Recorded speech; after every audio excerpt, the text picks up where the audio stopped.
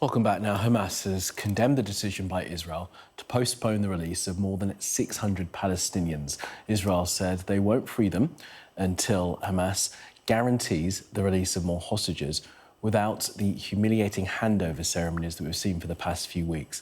Our international affairs correspondent, Diana Magnay, has the latest from Jerusalem. Well, and I think lots of families in Gaza and in the West Bank were hoping to see the prisoners back home also. And we've seen pictures of people in Gaza waiting out for 16 hours in the cold and the rain, hoping that those buses would come from the Ofer prison, but they didn't.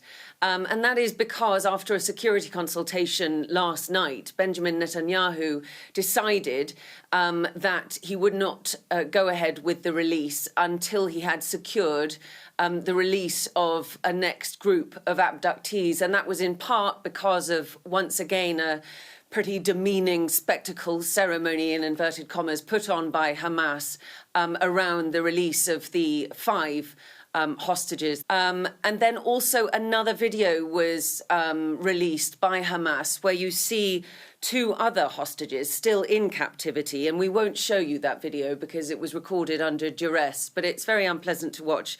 It is of Eviatar David and Guy Gilboa Dalal, who were best friends, still in captivity, and they were brought by Hamas to watch this ceremony where their friends in Nuseirat refugee camp were handed over. And you can see their horror of what's going on, and the message that they are clearly being told to say is to Benjamin Netanyahu that he must continue with this ceasefire, that a military operation won't go anywhere.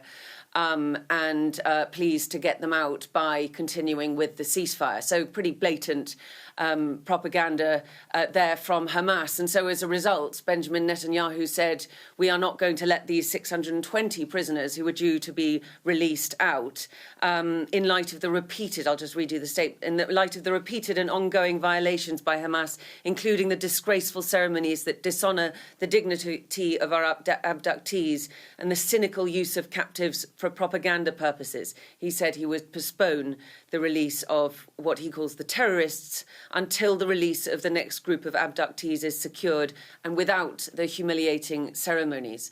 So I suppose the big question is what this means for the continuation of the ceasefire, and certainly for phase 1. The group that we saw released yesterday were meant to be the last living hostages released as part of phase 1.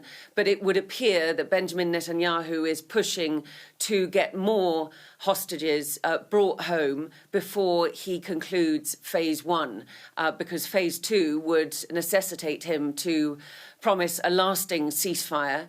And I think given Hamas's very real presence in the Gaza Strip still, that is something that he is reluctant to do.